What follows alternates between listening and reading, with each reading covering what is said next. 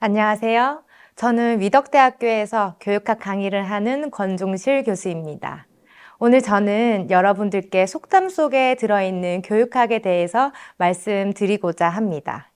옛날부터 우리나라에서는 입에서 입으로 전해지는 속담을 통해 그 속에 숨어있는 의미를 전달하는 역할을 하였습니다. 혹시 여러분들께서는 자주 쓰시거나 들어보았던 속담이 있으신가요?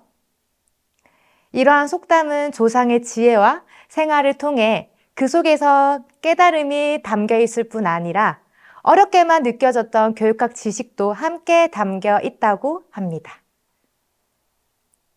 첫 번째 속담입니다. 애들 앞에서는 냉수도 못 마신다. 많이 들어보았을 법한 속담이죠. 이 속담은 아이가 어른의 행동을 보고 따라할 수 있기 때문에 조심해야 한다라는 의미가 담겨 있죠. 과연 이 속에 담겨 있는 교육학 지식은 무엇일까요? 교육학에서는 내가 직접 학습하지 않아도 타인을 관찰하거나 타인을 따라하는 것으로도 학습이 이루어질 수 있다라고 하였습니다.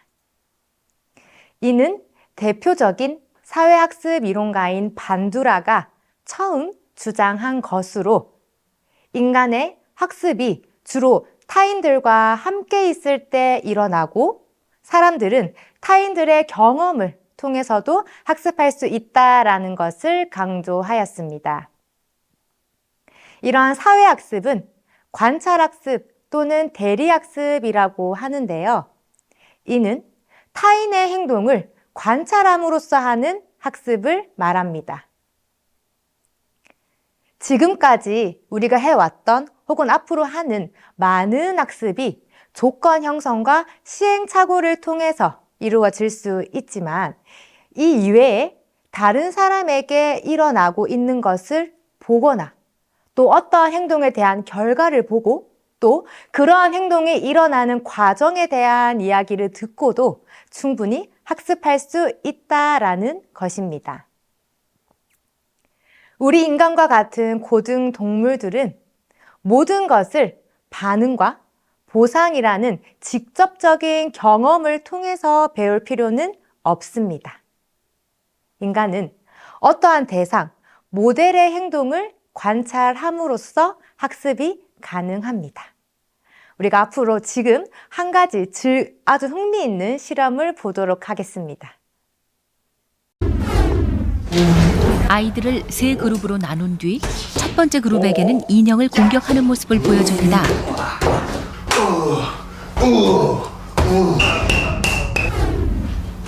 두 번째 그룹에게는 인형을 사랑하고 보살피는 온화한 모습을 보여줍니다. 멋있다. 우와. 세 번째 그룹은 인형에게는 별다른 관심을 보이지 않는 무관심한 모습을 보여줍니다.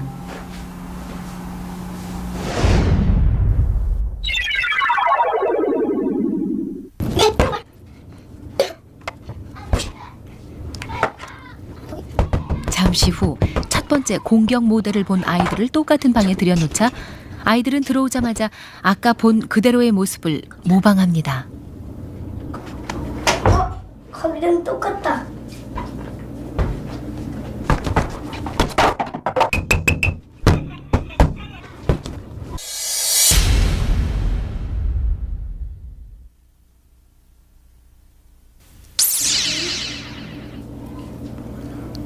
두 번째 친절 모델을 본 아이들입니다. 아이들은 옆에 칼이 있어도 그것을 사용하지 않습니다. 정확히 자신이 본 행동을 그대로 따라합니다.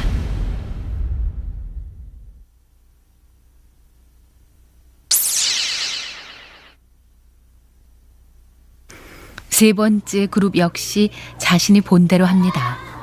매체의 영향이 이렇게 엄청났다는 것 알고 계셨나요?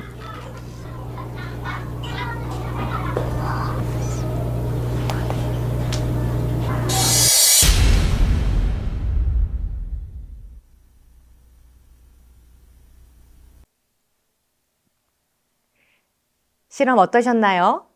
실험 내용을 한번 짚어보면 아이들은 TV를 통해 어떠한 모델이 행동을 하는지를 지켜보았습니다. 이때 공격적인 행동, 그리고 무관심한 행동, 그리고 친근한 행동을 모델을 통해서 볼 수 있었는데요. 이러한 영상에서 본 것처럼 아이들은 모델의 행동을 따라서 공격적인 행동을 본 경우에는 공격적인 행동을 따라했고요. 또 무관심한 행동을 본 경우에는 그러한 무관심한 행동을 따라하는 것을 보여주었으며 또 친근한 행동을 본 경우에는 그러한 친근한 행동을 따라 했습니다. 이러한 것들은 앞서 설명드린 것처럼 직접적인 경험이나 시행착오가 아니라 보는 것만으로도 그것을 따라할 수 있는 학습이 가능하다라는 것으로 볼 수가 있습니다. 아주 흥미로운 결과였죠. 그렇다면 이처럼 관찰하는 모든 것들을 다 따라하는, 모방하는 학습이 가능하게 될까요? 모방을 통해서 학습이 이루어지기 위해서는 다음과 같은 조건들이 충족이 되어야 합니다. 첫 번째, 주의 집중 과정인데요. 이러한 주의 집중 과정은 모델의 행동에 주의 집중해야 합니다. 이때 이러한 모델의 특성에 따라서 주의 집중을 하는 정도가 달라질 수가 있습니다. 그렇다면 어떠한 경우에 모델의 행동에 주의 집중을 하게 될까요? 모델이 유명하다거나 매력적일 때 또는 보다 더 친근한 관계일수록 더 주의 집중이 되고 모방도 잘 일어나게 됩니다. 두 번째, 이러한 모델의 행동을 기억해야 합니다. 모델의 행동을 따라하기 위해서는 관찰한 모델의 행동을 기억하는 것이 필요합니다. 세 번째, 학습한 것을 행동으로 직접 따라해보는 것입니다.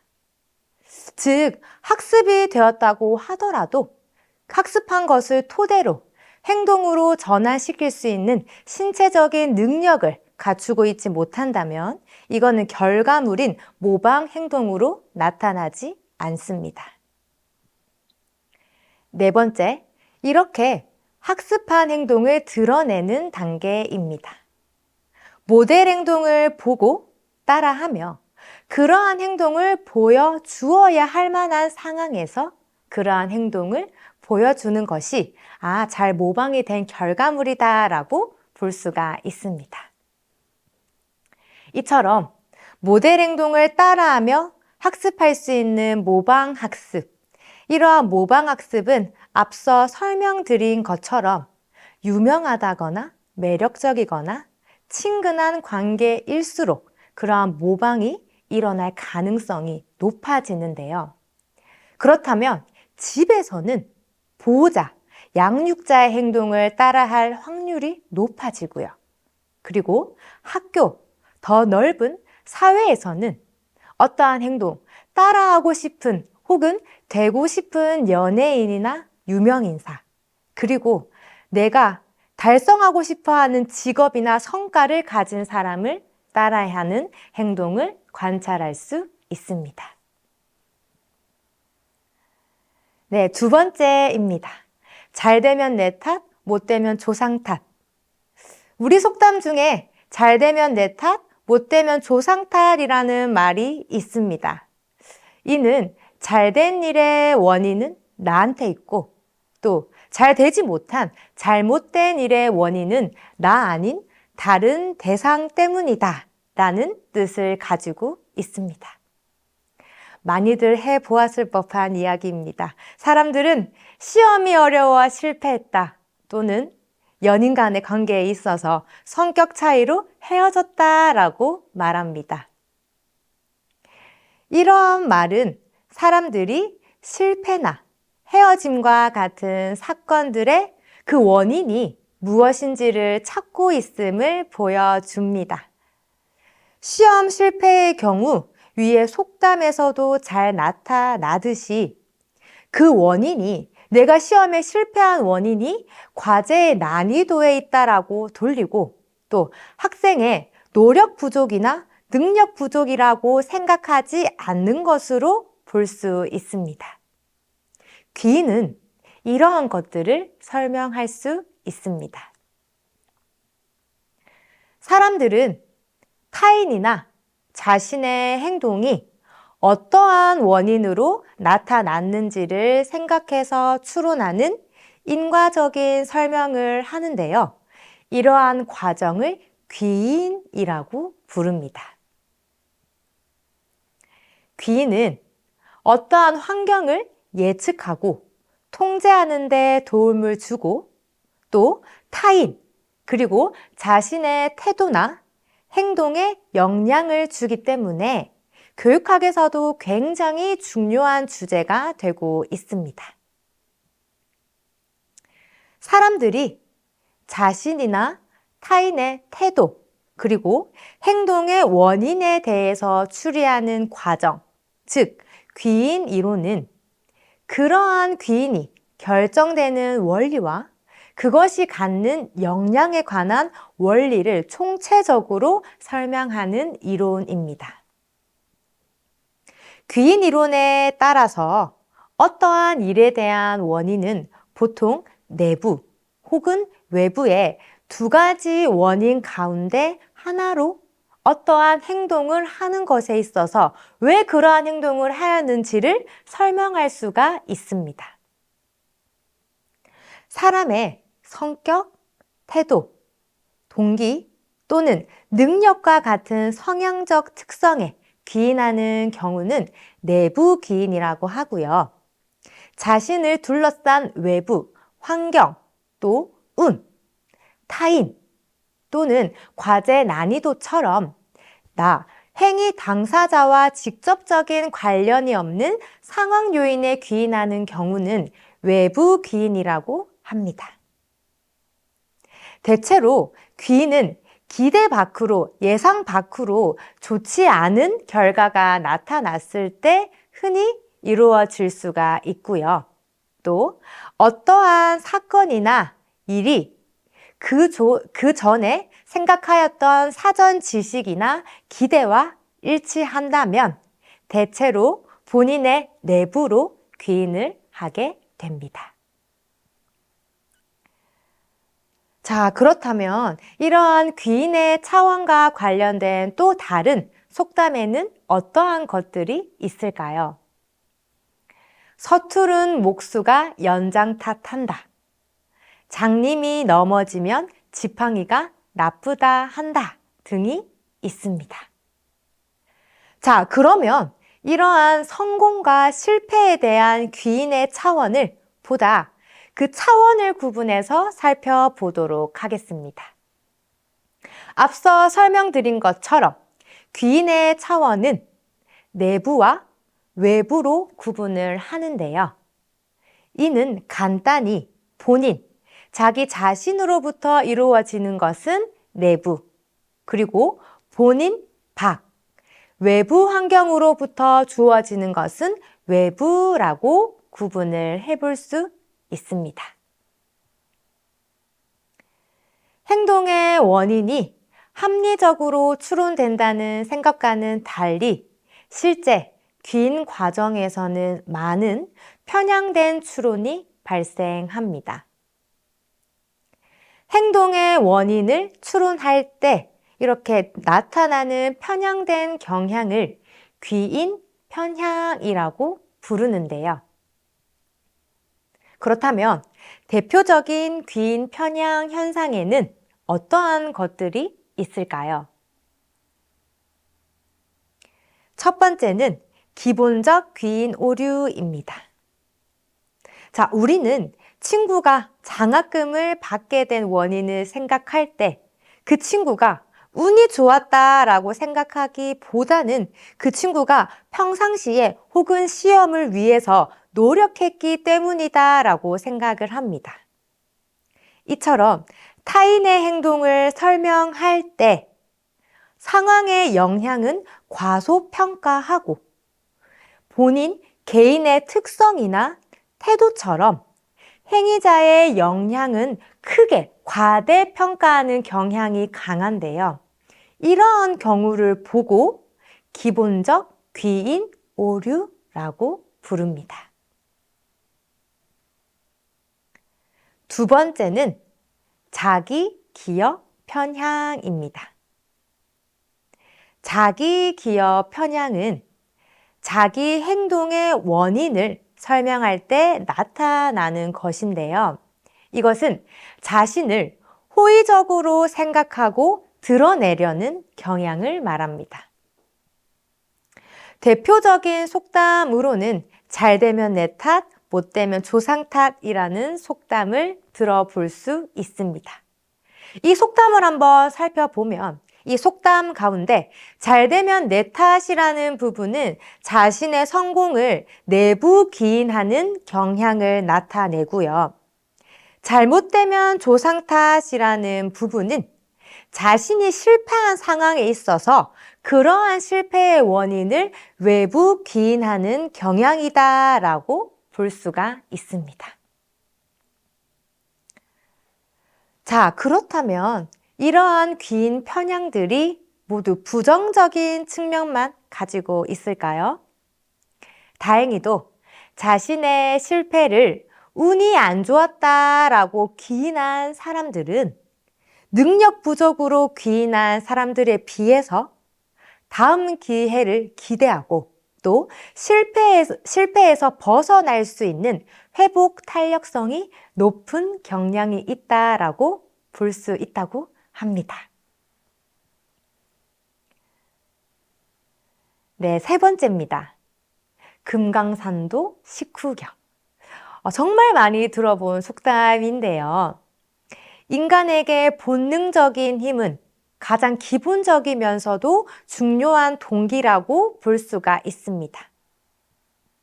금강산도 식후경이라는 속담이 있는 것처럼 옛날에는 먹고 사는 일이 매우 중요한 일임을 알 수 있는데요. 물론 현대사회는 먹는 것보다 다른 욕구를 충족시키는 것이 훨씬 더 중요해졌지만 아직도 대부분의 사람은 맛있는 음식을 먹고 좋은 옷을 입고 편안하게 사는 것에 대한 기본적인 욕구를 충족시키는 것으로 삶의 대부분을 보내고 있다고 볼 수 있습니다. 속담 또한 어렵고 힘들게 살아가는 삶의 모습을 나타내는 것들이어서 그런지 기본적인 욕구 충족과 관련된 것들이 많음을 알 수가 있습니다. 이처럼 기본적인 욕구와 더불어서 인간이 가지고 있는 다양한 욕구에는 위계적인 서열이 있음을 강조한 학자가 있습니다. 바로 매슬로우인데요.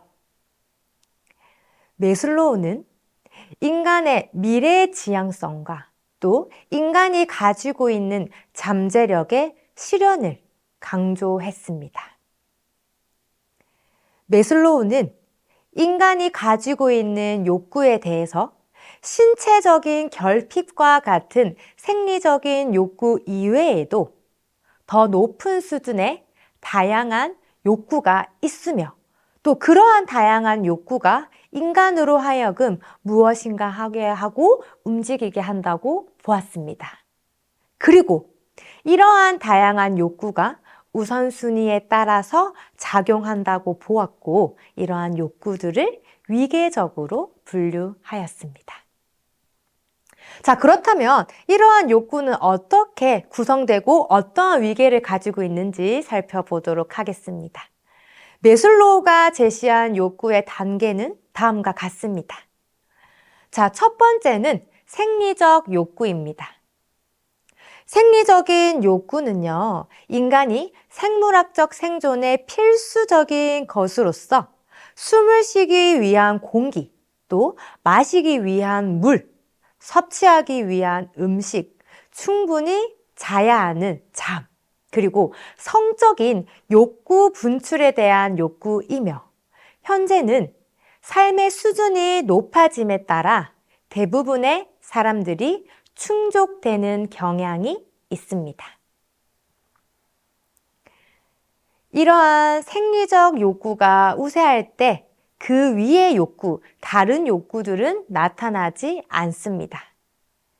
배고픈 사람에게는 보다 상위 수준의 욕구인 안전이나 사랑 혹은 존중이 필요하지 않죠. 생각나지 않을 겁니다.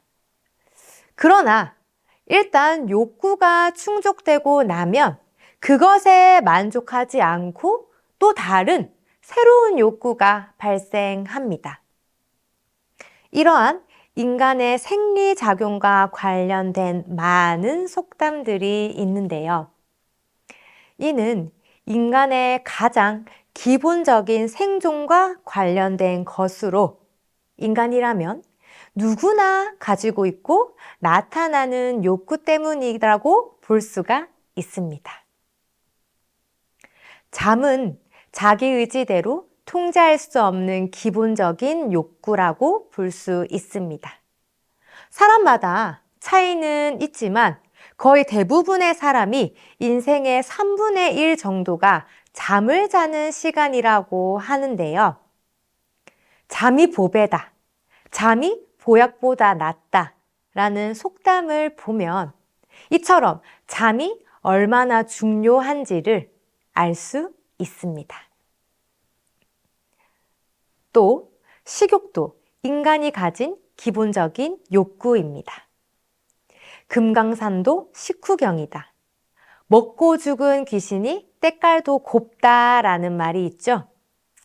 인간은 먹지 않으면 살 수가 없는데 특히 예전처럼 기본적인 욕구가 충족되기 어려운 환경이었을 때를 보면 이처럼 먹는 것과 관련된 속담을 많이 찾아볼 수 있습니다.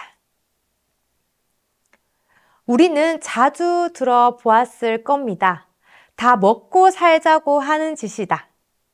이 또한 먹는 것과 관련하여 그러한 먹는 것이 얼마나 중요한지 그 중요성을 강조하는 속담이다라고 볼 수가 있습니다. 또한 배고픔이 채워져야 무엇을 해도 잘하게 되고 여유가 생긴다는 의미의 속담도 있습니다. 먹는 데서 인심 난다. 이 속담은 매슬로우의 욕구 위계설처럼 보다 낮은 수준의 하위 욕구가 충족이 되어야 더 높은 수준, 상위 욕구로의 진전이 있다라는 것을 의미하는 속담으로 볼 수가 있습니다. 두 번째는 안전의 욕구입니다.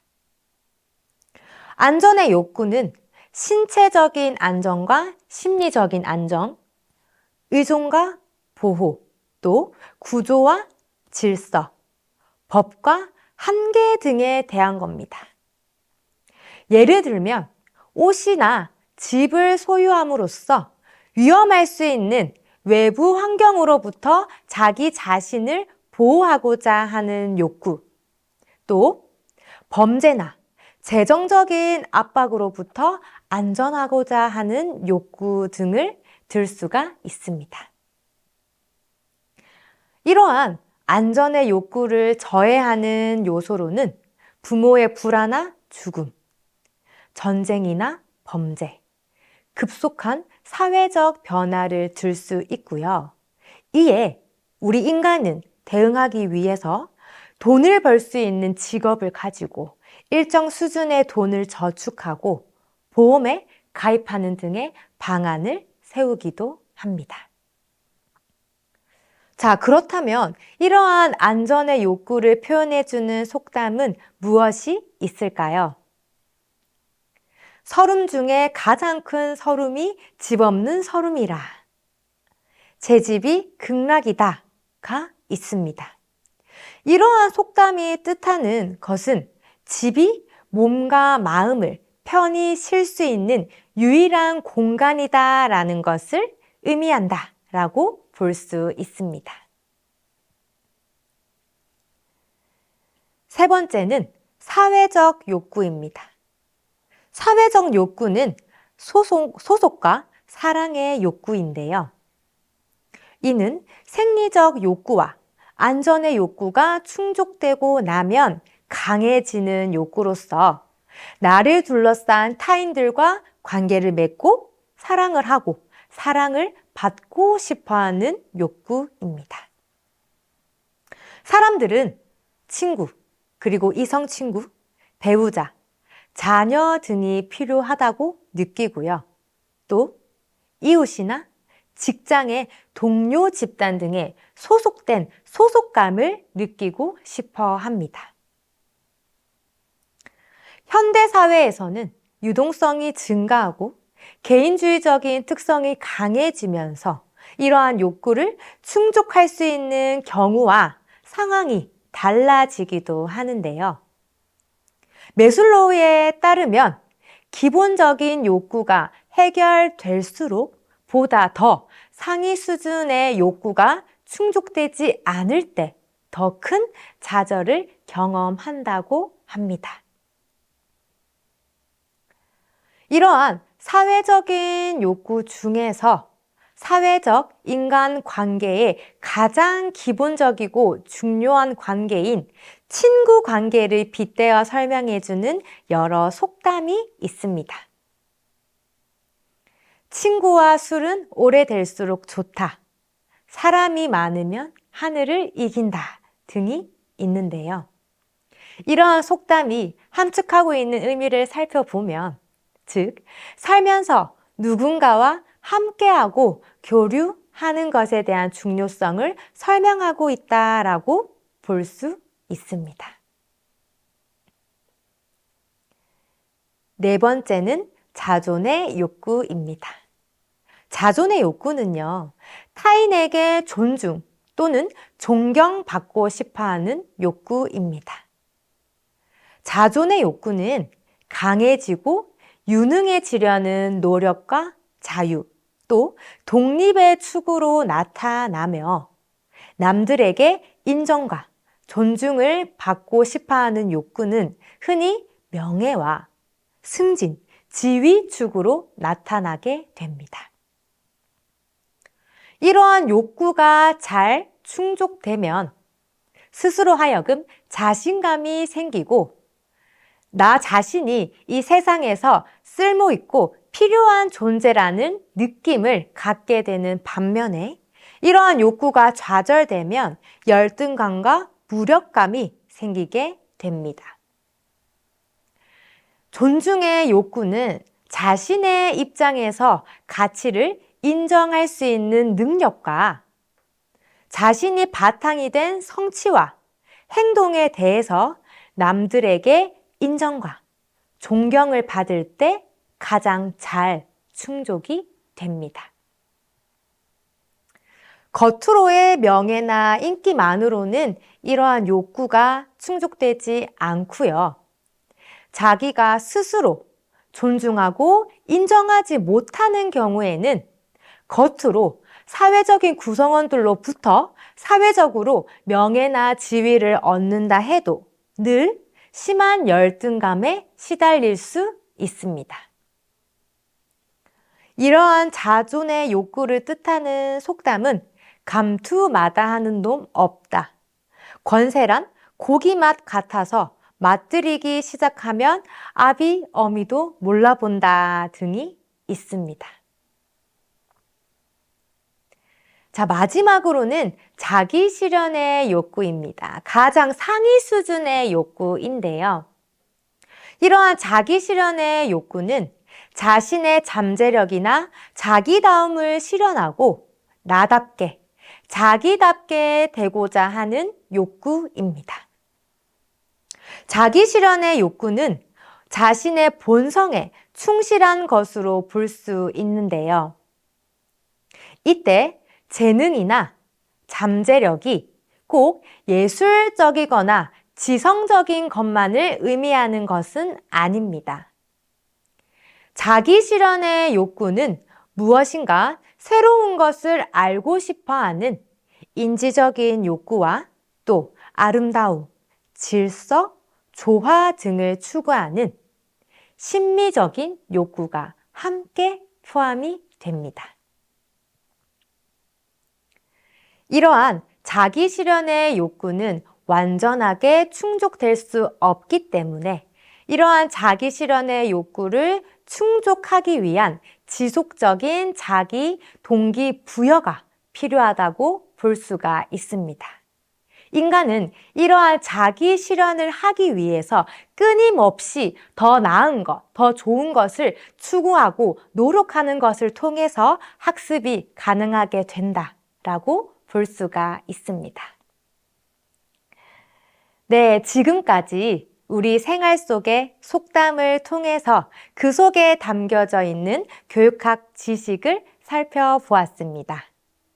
오늘 이 짧은 강의의 목표는 교육학의 이론과 원리를 보다 친숙한 속담을 통해 전달함으로써 어렵게만 느껴졌던 교육학을 보다 더 쉽게 느끼게 하는 것에 있었는데요. 오늘 이 시간을 통해서 일상생활 속의 교육학을 보다 더 친근하게 느낄 수 있는 시간이 되었기를 바라봅니다. 감사합니다.